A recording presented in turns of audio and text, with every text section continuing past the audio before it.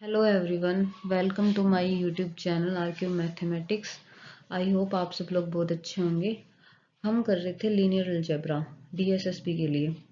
इसमें हमारी क्लास है आज, फोर्थ क्लास है लीनियर अलजेब्रा की, जिसमें कि हमारा टॉपिक चल रहा था मैट्रिसेस। और मैट्रिसेस में भी हमारा कौन सा चल रहा है, स्पेशल टाइप्स ऑफ मैट्रिसेस, ये टॉपिक चल रहा है। और रिकॉल कर लेते हैं, हमने जो लास्ट क्लास थी उसमें कौन कौन सी मैट्रिक्स डिस्कस कर ली थी। तो हमने की थी एक सिमेट्रिक मैट्रिक्स, और दूसरी की थी स्क्यू सिमेट्रिक, फिर की थी हर्मिशियन, उसके बाद नेक्स्ट स्क्यू हर्मिशियन, और फिर ऑर्थोगोनल मैट्रिक्स, फिर उसके बाद की थी यूनिटरी मैट्रिक्स। ठीक है, ये 6 मैट्रिक्स हमने लास्ट टाइम डिस्कस की थी। आई होप आप सबको वो मैट्रिक्स से सारी समझ आ गई होंगी। और आज हम डिस्कस करने वाले हैं नेक्स्ट मैट्रिक्स की टाइप है इडिम्पोटेंट मैट्रिक्स। ये भी इम्पोर्टेंट मैट्रिक्स है। ठीक है, इडिम्पोटेंट मैट्रिक्स, इसकी डेफिनेशन देखते हैं। सबसे पहले इसमें क्या दिया है हमें, इसमें क्या लेना है, हमने एक स्क्वायर मैट्रिक्स लेनी है। ठीक है, उसको हम इडिम्पोटेंट मैट्रिक्स कब बोलेंगे, अगर हम क्या करें, उस मैट्रिक्स का अगर स्क्वायर निकालें। ठीक है, और वो उसका स्क्वायर फाइंड आउट करने के बाद अगर वो मैट्रिक्स के इक्वल आ जाएगा तो वो क्या बन जाएगी, हमारी जो मैट्रिक्स थी ए, वो हमारी इडिम्पोटेंट मैट्रिक्स बन जाएगी। अब इसको एग्जाम्पल से देख लेते हैं। जैसे कि फर्स्ट एग्जाम्पल है जिसकी एंट्रीज है हमारे पास 1 0 और 0 1। अब जैसे हम इस ए मैट्रिक्स को लेते हैं यही, ठीक है, और इसका स्क्वायर फाइंड आउट करो क्या आएगा यहाँ से। ए मैट्रिक्स है हमारे पास 1 0 1 0 और 0 1, ये है। अब इसकी खुद के साथ ही मल्टीप्लाई करते हैं। ठीक है, तो क्या आएगी हमारे पास प्रोडक्ट। आपने प्रोडक्ट तो सीख ही ली थी ना लास्ट क्लासेस में। और लास्ट क्लासेस को साथ साथ देखते जाना है, ऐसा ना हो कि पीछे वाला भूलते जाओ आगे नया नया करते जाओ तो कुछ आउटपुट नहीं आएगी। तो रिवाइज भी करना जरूरी है। अब ही टाइम है अच्छे से पढ़ने का। ऐसा नहीं कि एग्जाम से 1 मंथ पहले सब कुछ हो जाता है, तब कुछ नहीं होने वाला। अब जैसे इसकी प्रोडक्ट करते हैं, फर्स्ट रो की फर्स्ट कॉलम के साथ किया तो क्या आएगा, 1 की 1 के साथ की, 0 की 0 के साथ की, फिर इनको ऐड किया तो क्या आएगा, यहाँ पे 1 आ जाएगा। ठीक है, नेक्स्ट फर्स्ट रो की किसके साथ, सेकंड कॉलम के साथ, 1 की इस 0 के साथ करेंगे। ठीक है, तो क्या आएगा 0, और इस 0 की करेंगे इस एंट्री के साथ, तो क्या आएगा हमारे पास, फिर भी 0 आएगा, तो इनका सम भी क्या आ जाएगा 0। अब उसके बाद सेकंड रो की मल्टीप्लाई करेंगे सेकंड कॉलम के साथ, इस 0 की क्या करेंगे, मल्टीप्लाई करेंगे इस फर्स्ट 1 के साथ, तो 0 आ जाएगा, और इस 1 की करेंगे इस 0 के साथ मल्टीप्लाई, तो 0, इन दोनों का सम भी क्या आ जाएगा, फिर 0 आ जाएगा। तो ये हमारी एंट्री भी क्या बन जाएगी, यहाँ से 0 बन जाएगी। फिर उसके बाद हम सेकंड रो की मल्टीप्लाई करेंगे सेकंड कॉलम के साथ, इस 0 की मल्टीप्लाई इसके साथ, और इस 1 की मल्टीप्लाई करेंगे इसके साथ, तो हमारे पास क्या बनेगा, यहाँ से 0 आएगा और यहाँ से 1 आएगा, तो इन दोनों का एडिशन क्या आ जाएगा 1।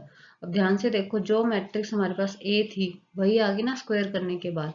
तो हमारे पास जो ये मैट्रिक्स ए है वो कैसी मैट्रिक्स होगी, हमारे पास यहाँ पे इडिम्पोर्टेंट मैट्रिक्स हो जाएगी। ठीक है, और अब उसके बाद इसका एक और एग्जाम्पल भी है, इसको आप खुद चेक करना, 1 0 0 वाला। ठीक है, ये भी हमारे पास क्या है, इडिम्पोर्टेंट मैट्रिक्स है। बस आपको याद क्या रखना है अब, कि अगर हम किसी मैट्रिक्स का स्क्वायर करें तो वो अगर खुद के इक्वल आ जाता है मैट्रिक्स के, तो उस मैट्रिक्स को हम बोलेंगे कि वो इम्पोर्टेंट मैट्रिक्स है। और इसमें एक इम्पोर्टेंट मतलब एग्जाम्पल ही है ये, मतलब इससे काफी एग्जांपल्स कंस्ट्रक्ट हो सकते हैं। जैसे कि हमने यहाँ पे n बाय n ऑर्डर की मैट्रिक्स लेनी है, और उसकी एंट्रीज क्या लेनी है, हर एंट्री लेनी है 1/n, जितना ऑर्डर होगा ना उसका रेसिप्रोकल कर दो 1/n। तो ये जो मैट्रिक्स आएगी ये हमेशा क्या आएगी हमारे पास, इडिम्पोर्टेंट मैट्रिक्स आएगी। जैसे कि अब मैंने ले ली 2 क्रॉस 2 ऑर्डर की ले ली, यहाँ से 2 क्रॉस 2 ऑर्डर की मैट्रिक्स ली, तो इसकी एंट्रीज क्या बनेंगी, 1/2 आ जाएगी। तो इस टाइप की जो भी मैट्रिक्स आएंगी ना वो सारी की सारी क्या बनेंगी, हमारे पास इडिम्पोर्टेंट बनेंगी। ठीक है, तो इसकी सारी एंट्री यहाँ पे भी 1/2, यहाँ पे भी क्या आएगा 1/2, और यहाँ भी क्या आ जाएगा 1/2, तो ये इम्पोर्टेंट बन जाएगी। अगर 3 क्रॉस 3 की लेंगे तब क्या बनेगा, यहाँ पे 1/3 1/3, हर एंट्री 1/3 आ जाएगी। तो याद रखना है ये एग्जाम्पल। ठीक है, तो आपको ये एग्जाम्पल अच्छे से याद रखना है कि ये भी होता है। अब उसके बाद इसकी भी क्या है, इंपॉर्टेंट प्रॉपर्टीज हैं, तो इनको भी याद रखना है क्या है। ठीक है, तो फर्स्ट प्रॉपर्टी क्या है कि हमारे पास अगर ए इडिम्पोर्टेंट मैट्रिक्स है तो उसका जो ट्रांसपोज करते हैं ना, तो वो जो मैट्रिक्स बन के आएगी वो भी कैसी होगी, हमारी इडिम्पोर्टेंट मैट्रिक्स आएगी। ठीक है, कि इडिम्पोर्टेंट मैट्रिक्स का ट्रांसपोज करो तो इडिम्पोर्टेंट ही आता है। अब उसके बाद नेक्स्ट है कि अगर हमारे पास ए इम्पोर्टेंट मैट्रिक्स है, उसमें से अगर आइडेंटिटी मैट्रिक्स में से हमने क्या माइनस कर दिया, उस मैट्रिक्स को ही माइनस कर दिया, तो जो नई मैट्रिक्स बन के आएगी ना उसके बाद आई माइनस ए करके, तो वो भी कैसी मैट्रिक्स होगी, हमारे पास एक इम्पोर्टेंट मैट्रिक्स होगी। ये माइंड में रखना है आपको कि ए अगर इम्पोर्टेंट हो तो आई माइनस ए भी कैसी होती है, इम्पोर्टेंट मैट्रिक्स होती है। उसके बाद नेक्स्ट प्रॉपर्टी है कि अगर मेरे पास यहाँ पे दो मैट्रिक्स हैं, एक ए है और एक बी है, दोनों की दोनों क्या है, इम्पोर्टेंट मैट्रिक्स हैं, और के कोई हमारा फील्ड का मेंबर है, यानी कोई स्केलर है यहाँ पे। उसके बाद क्या प्रॉपर्टी है कि अगर मैंने ए मैट्रिक्स को किसी स्केलर के साथ मल्टीप्लाई करके एक नई मैट्रिक्स बनाई के ए, तो वो इम्पोर्टेंट कब आएगी, अगर इस के की वैल्यू हम दो लें, ये वाली, या तो के की वैल्यू 0 आए या के की वैल्यू क्या हो, 1 हो, तब ही इम्पोर्टेंट बनेगी। नहीं ठीक है, अगर हम के को कुछ और ले लेते हैं, 2 3 4 कुछ और लेंगे, तो वो कभी भी इम्पोर्टेंट नहीं बनेगा। ठीक है, 0 और 1 के केस में ही यहाँ पे इम्पोर्टेंट बनेगा। जैसे कि यहाँ पे क्या ले लेंगे, यानी कि 0 ए, ये वाली मैट्रिक्स हमारे पास इम्पोर्टेंट बन जाएगी 0 इंटू में ए या 1 इंटू में ए। ठीक है, तो ये याद रखना है कि स्केलर मल्टीप्लाई करते हैं किसी मैट्रिक्स को, इम्पोर्टेंट मैट्रिक्स, तो वो के को क्या लें हम यहाँ पे कि वो इम्पोर्टेंट बन जाए, तो के को 0 और क्या लेना है, 1 लेना है। फिर उसके बाद आता है कि अगर दो इम्पोर्टेंट मैट्रिक्स है तो उनका प्रोडक्ट कब इम्पोर्टेंट मैट्रिक्स होगा, तो ये भी याद रखना है कब होता है, जब वो दोनों मैट्रिक्स क्या करें, कोम्यूट करें। ठीक है, कोम्यूट करेंगे तब ही क्या होगा, हमारे पास प्रोडक्ट जो होगा इम्पोर्टेंट मैट्रिक्स का इम्पोर्टेंट आएगा। उसके बाद आता है कि सम कब होता है इम्पोर्टेंट, अगर हमारे पास ए और बी अगर इम्पोर्टेंट मैट्रिक्स हैं तो उनका सम जो होगा इम्पोर्टेंट होगा, कब होगा, अगर दोनों की प्रोडक्ट ए की बी के साथ करो और बी की ए के साथ प्रोडक्ट करो। ठीक है, यानी कम्यूट करें, बट कम्यूट करने के बाद जो रिजल्ट आए ना, वो नल मैट्रिक्स आए, तो जो होगा उनका सम क्या बन जाएगा, हमारे पास इम्पोर्टेंट मैट्रिक्स बन जाएगा। तो ये हमारे पास इंपॉर्टेंट प्रॉपर्टीज हैं और इनको अच्छे से ही करना है आपने। ठीक है, और ये यूज होंगी, डेफिनेटली होंगे आगे वाली क्लासेस में कहीं ना कहीं। ठीक है, क्वेश्चंस में यूज होंगे ये। ठीक है, ये इंपॉर्टेंट है, ये कर लेना। अब उसके बाद नेक्स्ट चलते हैं हम, इनवोल्यूटरी मैट्रिक्स क्या होती है। अब है हमारी इनवोल्यूटरी मैट्रिक्स। ठीक है, तो इसके लिए सबसे पहले हमने क्या लेना है, स्क्वायर मैट्रिक्स को लेना है ए को। इसको कब बोलेंगे कि ये इनवोल्यूटरी मैट्रिक्स होगी, अगर हम इसका स्क्वायर करेंगे, इस मैट्रिक्स ए का, अगर वो आ जाती है आइडेंटिटी मैट्रिक्स, तो हमारे पास ए मैट्रिक्स कैसी बन जाएगी, इनवोल्यूटरी मैट्रिक्स बन जाएगी। तो इसके लिए अब एग्जांपल है, हमारे पास ए मैट्रिक्स है जिसके एंट्रीज हैं -1 है इसके डायगोनल पे लिखा हुआ, बाकी जो नॉन डायगोनल एंट्रीज हैं वो इसकी क्या है, जीरोज हैं। तो ये क्या है, एक इनवोल्यूटरी मैट्रिक्स है। तो इसका अब हम स्क्वायर चेक करते हैं, ए का स्क्वायर चेक करते हैं, तो क्या आएगा हमारे पास, देखो यहाँ पे कि आ रहा है कि नहीं आ रहा आइडेंटिटी। तो हमारे पास हमने किया यहाँ पे -1, यहाँ पे हमारे पास 0, और यहाँ भी क्या है 0 -1। ठीक है, आपने अलग अलग एग्जाम्पल सोचने भी हैं, और एग्जाम्पल भी सोचने हैं कि आइडेंटिटी मैट्रिक्स हमारी बन जाएगी इनवोल्यूटरी, परमुटेशन मैट्रिक्स हमारी बन जाएगी इनवोल्यूटरी या नहीं। परमुटेशन मैट्रिक्स हम डिस्कस करने वाले हैं अभी थोड़ी देर में। ठीक है, तो अब ये हमने लिख दिया। अब यहाँ से देखो कि जो फर्स्ट रो है उसकी मल्टीप्लाई करते हैं फर्स्ट कॉलम के साथ, तो क्या आएगा, इस 1 की -1 की -1 के साथ करेंगे तो 1, 0 की 0 के साथ करेंगे तो 0। तो फर्स्ट एंट्री हमारे पास यहाँ से क्या बन जाएगी, 1 बन जाएगी। ठीक है, उसके बाद फर्स्ट रो की करेंगे फर्स्ट सेकंड कॉलम के साथ, तो -1 की 0 के साथ, 0 की -1 के साथ, तो क्या आ जाएगा हमारे पास यहाँ पे 0।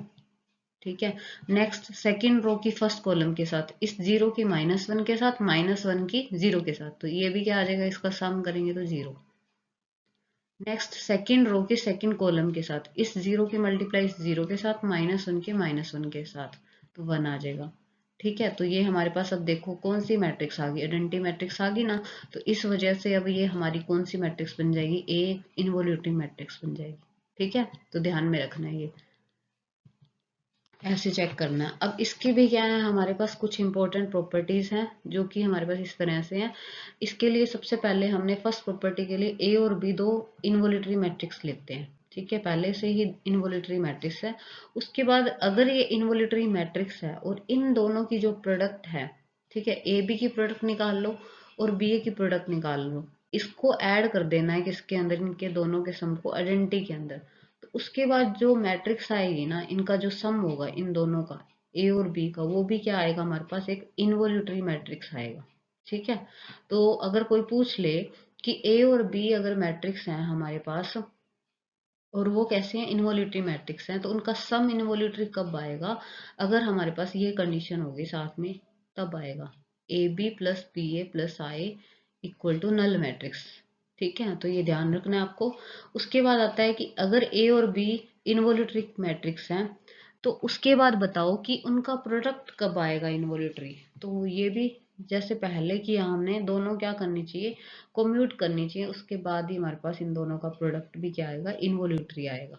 ठीक है, उसके बाद थर्ड प्रॉपर्टी है कि अगर ए इनवॉल्यूटरी मैट्रिक्स है तो उसके साथ ए के साथ अगर हम किसी स्केलर से मल्टीप्लाई कर दें तो वो इनवॉल्यूटरी कब आएगी। तो हमारे पास पॉसिबिलिटी है कब, अगर हम के को क्या लें, प्लस माइनस वन लें, या वन ले लें या माइनस वन, ये दोनों पॉसिबल हैं केस। ठीक है, तब ही क्या बनेगी, स्केलर मल्टीप्लिकेशन हमारे पास एक इनवॉल्यूटरी मैट्रिक्स बनेगी। ठीक है, तो ये थी इसकी प्रॉपर्टी इनवॉल्यूटरी मैट्रिक्स की, और ये भी बहुत इंपॉर्टेंट मैट्रिक्स है, इसको ध्यान में रखना है आपने। उसके बाद आता है हमारे पास कौन सी मैट्रिक्स, निलपोटेंट मैट्रिक्स। ये तो बहुत ज़्यादा इंपॉर्टेंट है, इसका हम यूज़ करेंगे डायगनलाइजेबल चेक करने के लिए, किसी मैट्रिक्स को डायगनलाइजेबल है या नहीं, वहाँ पे बहुत बार यूज होता है ये। ठीक है, तो ये अच्छे से समझ लेना। ठीक है, इसके एग्जांपल्स को भी। तो सबसे पहले इसके लिए भी हमने क्या लेना है, एक स्क्वायर मैट्रिक्स लेनी है ए। उसको निलपोटेंट मैट्रिक्स कब बोलते हैं, अगर वहां पे एक क्या एग्जिस्ट कर जाता है, एक पॉजिटिव इंटीजर मिल जाता है जिसका नाम है हमारे पास एम।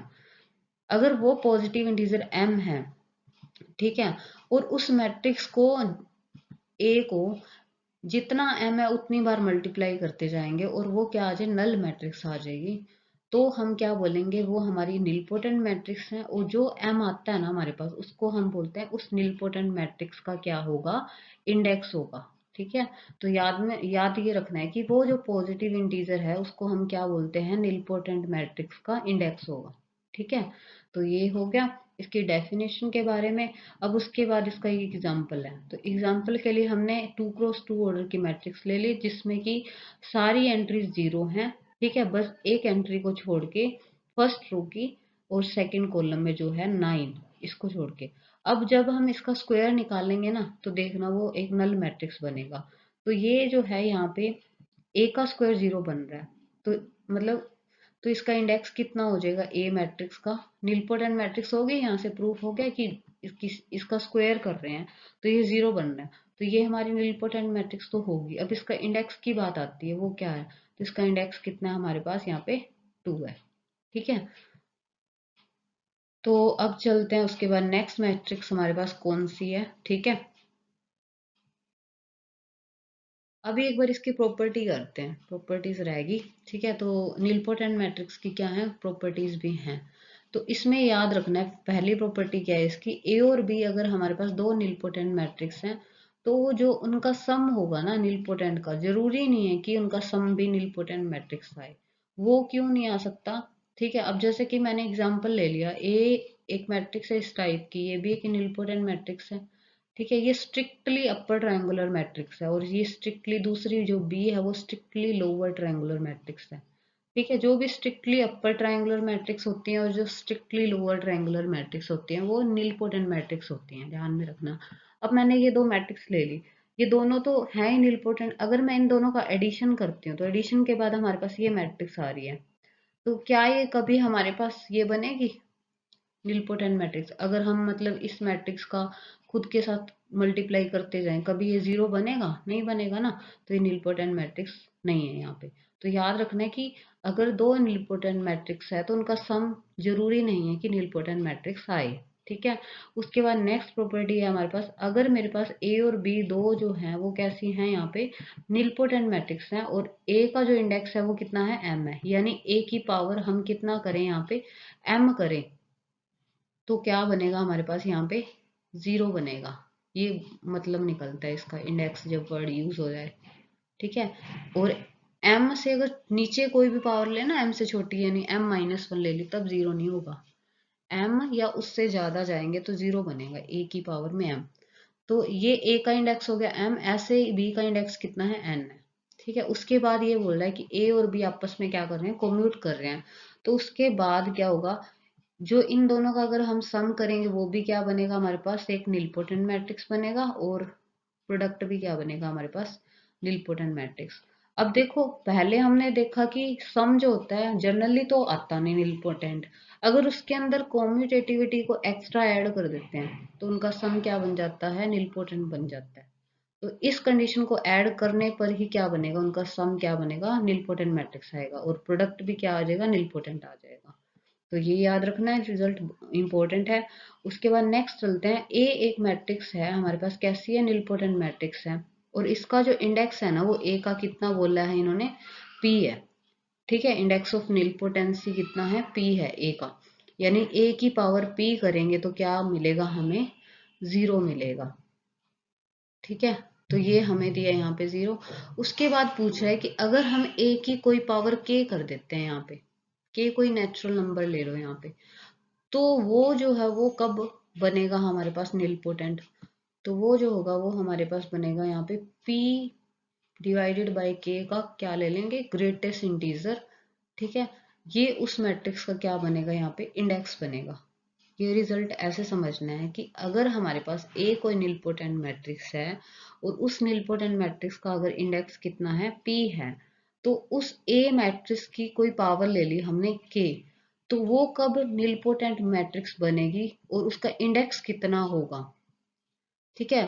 ए की पावर के भी क्या बनेगी, नीलपोटेंट मैट्रिक्स ही बनेगी। ठीक है। कब नहीं बनेगी ही नीलपोटेंट मैट्रिक्स, और उसका इंडेक्स कितना होगा वो हम कैसे निकाल लेंगे, पी के नीचे क्या ले लेंगे, के, फिर उसका हम क्या फाइंड आउट करेंगे, यहाँ पे greatest integer. Greatest integer function तो आपने पढ़ा होगा 11th क्लास में ही हम सीख जाते हैं। ठीक है। तो वो यहाँ पे इसका निकाल लेंगे। ठीक है। इसका हम एग्जाम्पल करेंगे आगे क्वेश्चन प्रैक्टिस, तो वहां पे देखना ये कैसे यूज होता है ये रिजल्ट। ठीक है। तो ये इंपॉर्टेंट रिजल्ट है, ये भी कर लेना।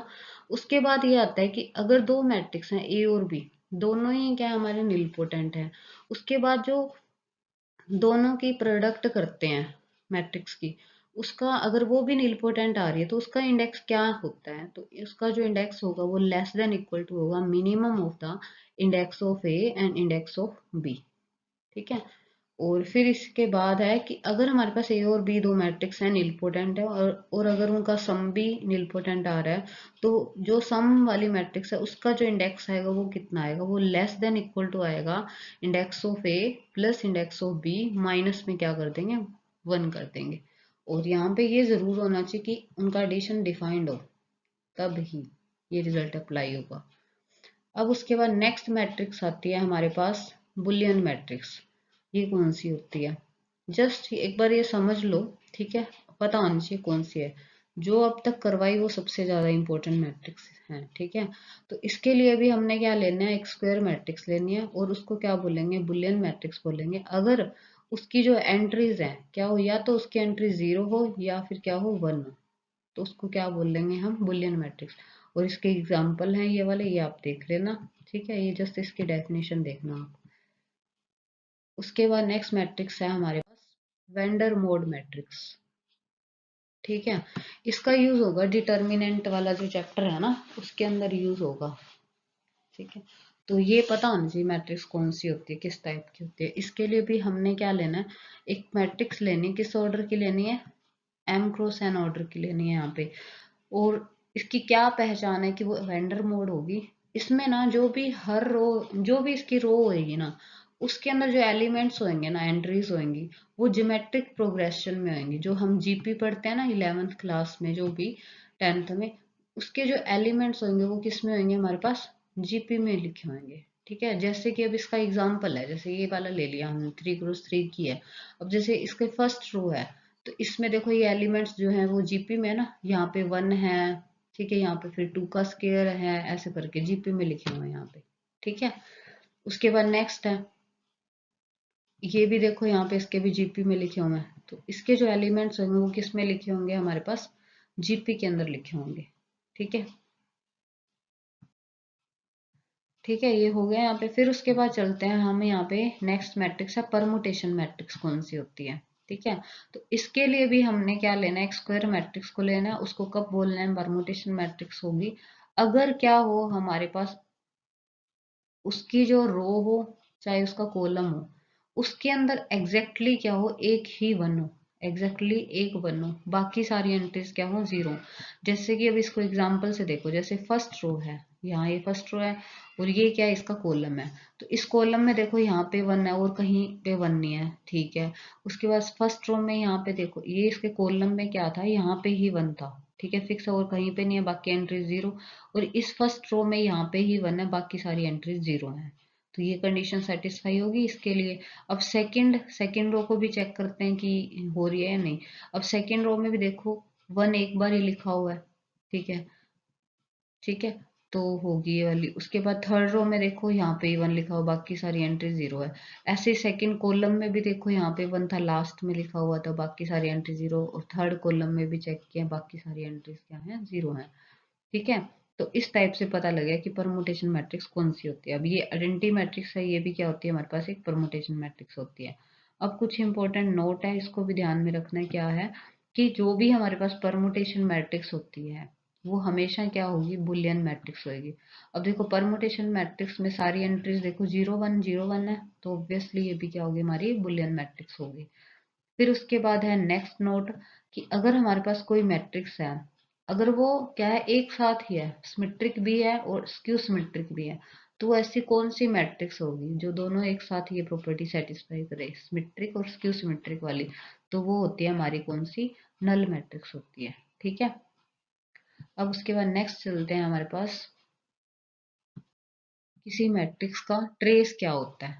ठीक है, तो ट्रेस के बारे में डिस्कस करते हैं। ये भी इंपॉर्टेंट चीज है, इसको सीख लो। इसके लिए सबसे पहले हमने क्या लेना है, ए को स्क्वायर मैट्रिक्स लेना है। ठीक है, स्क्वायर मैट्रिक्स का ट्रेस डिफाइंड होगा, और जो मैट्रिक्स है वो हमारे पास ऑर्डर एन की है। तो ट्रेस ऑफ द मैट्रिक्स क्या होता है कि जो हमारे पास मैट्रिक्स होती है ना, उसके डायगोनल एलिमेंट्स पे, जो प्रिंसिपल डायगोनल एलिमेंट्स पे जो एलिमेंट्स लाई करते हैं ना, उनको ऐड कर दो, तो वो हमारे पास क्या आ जाएगा, ट्रेस आ जाएगा उस मैट्रिक्स का। और इसको हम लिखते कैसे हैं, ट्रेस को इस टाइप से लिखते हैं, ये इसकी नोटेशन है। ठीक है, अब जैसे इसको एग्जांपल से देखो, ये एक मैट्रिक्स है, इसका बोल दे कि ट्रेस निकालो, तो आपने क्या करना है, जो ये डायगोनल पे लाई कर रहे एलिमेंट है ना, ये वाले सारे 1 4 और 9, तो इनको आपने क्या कर देना, ऐड कर देना। तो कितना आ जाएगा, इस मैट्रिक्स का ट्रेस हमारे पास 14 आ जाएगा। ठीक है, तो ये याद रखना क्या होता है। उसके बाद इसकी भी क्या है, प्रॉपर्टीज है, और ये यूज हो जाती हैं क्वेश्चंस में। तो यहाँ पे सबसे पहले हमने ए और बी दो स्क्वायर मैट्रिक्स लिए हैं, सेम ऑर्डर की हैं दोनों की।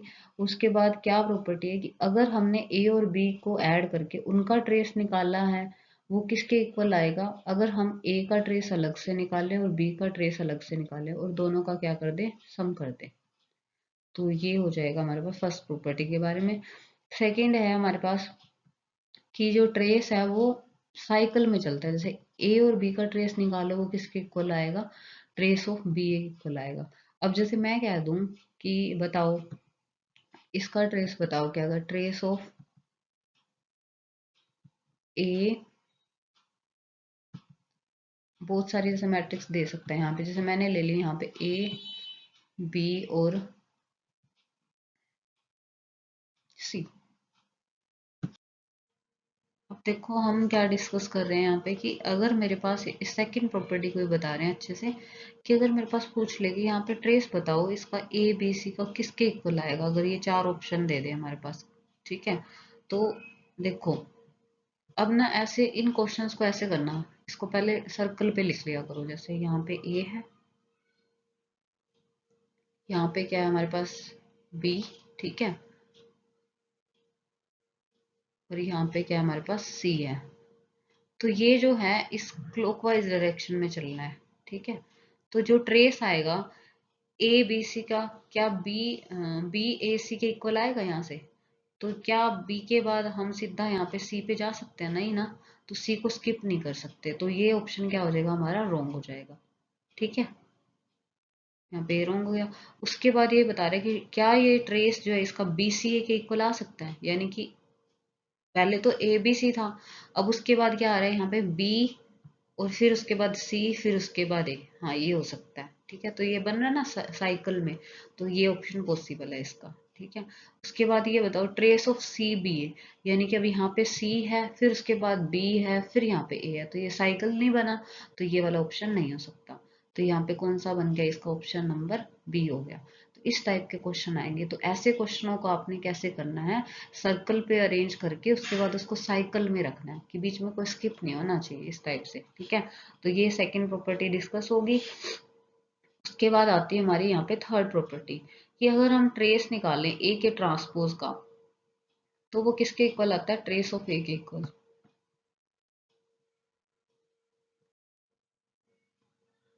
हमारे पास जो ट्रेस आता है ना, ए कोई मैट्रिक्स है उसका ट्रांसपोज कर दो, या फिर सिंपल मैट्रिक्स का ट्रेस लो, दोनों क्या आएंगे हमारे पास? सेम आएंगे। ठीक है, उसके बाद नेक्स्ट प्रॉपर्टी है फोर्थ, कि अगर हमारे पास ये मैट्रिक्स है कोई भी स्क्वायर, उसको अगर हम किसी स्केलर से मल्टीप्लाई करते हैं के साथ, उसका ट्रेस निकालो, वो किसके इक्वल आएगा? अगर हम उस मैट्रिक्स ए का ट्रेस निकाल करके उसको उस के साथ मल्टीप्लाई कर देंगे, तो उसके इक्वल ही आएगा, और के यहाँ पे कोई भी क्या होगा? स्केलर होगा।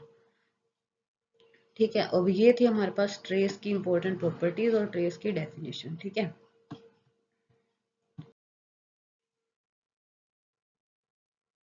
आज हमने डिस्कस कर ली सारी की सारी जो भी स्पेशल टाइप की मैट्रिक्स थी, उनको सबको डिस्कस कर लिया। ठीक है, अब हम जो नेक्स्ट क्लास में करने वाले हैं, रैंक का क्या होता है, डिटर्मिनेंट क्या होता है, ठीक है, इसके बारे में डिस्कस करेंगे। आई होप आप सबको ये सब समझ आए। अगर किसी को किसी भी मतलब कि रिजल्ट में किसी प्रॉपर्टी में डाउट होता है तो प्लीज़ कमेंट करके बता देना।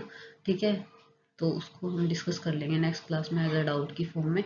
ठीक है, तो आज के लिए बस इतना। Thank you very much.